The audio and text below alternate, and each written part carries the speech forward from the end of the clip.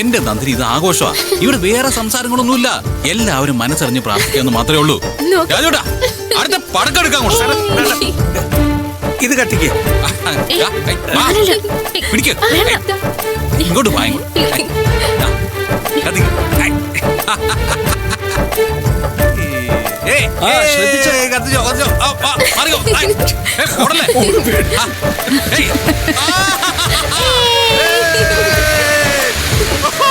സൂര്യ സൂക്ഷിച്ച്.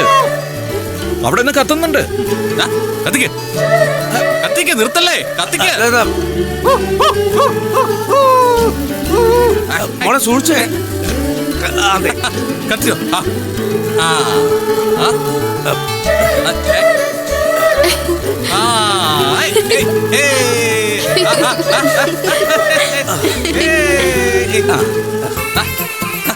അടിപൊളി.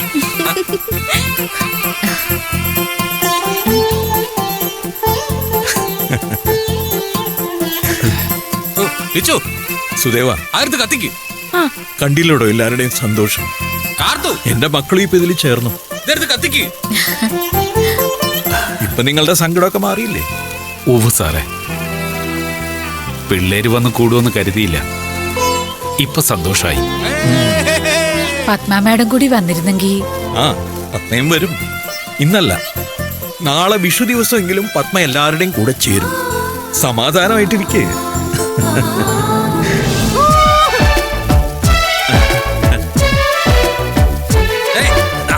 രാജേട്ടാ,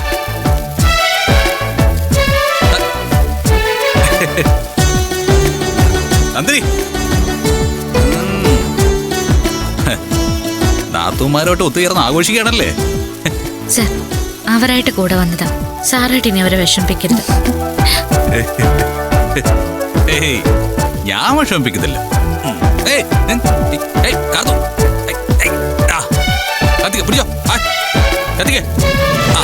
കൈ കൊള്ളല്ലേ കേട്ടോ, നോക്കിക്കോണം.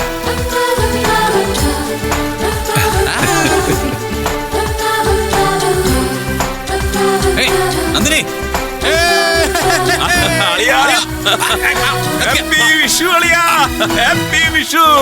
അയ്യോ ആന്റി.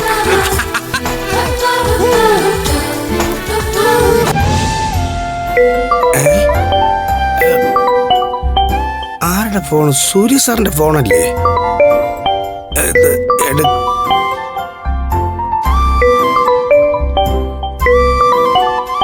പോയി സാറിനോട് പറയാം. അങ്ങോട്ട് എടുക്കുക, അങ്ങോട്ട് ദേ ഇരിക്കുന്നില്ലേ രാജോട്ടൻ അവിടെ? രാജോട്ടാ, സൂര്യ സാറേ, സൂര്യ സാറേ, സാറേ,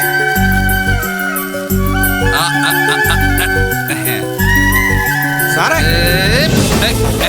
സൂര്യ സാറേ, സാറേ, സാറിന്റെ ഫോൺ അവിടെ കിടന്ന് ബെല്ലടിക്കുന്നു. അയ്യോ സാറേ, അത് എനിക്ക് എടുക്കാൻ അറിഞ്ഞൂടാ. അവിടെ ചാർജറിൽ ഇരിക്കുകയാണ്.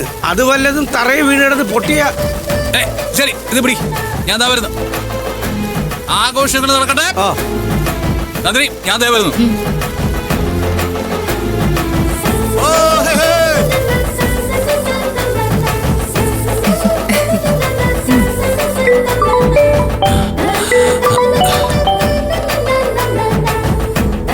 ഹലോ മോളെ, ഇപ്പൊ മനസ്സിലെ മഴക്കാറൊക്കെ പോയില്ലേ? പത്മയുടെ അനുവാദം ഇല്ലാതെ ഇവരിതിന്റെ കൂടെ വരുമെന്ന് നിനക്ക് തോന്നുന്നുണ്ടോ? അതെന്തായാലും ഇല്ല സർ. അവര് വന്നപ്പോഴാ സത്യത്തിൽ സന്തോഷായത്.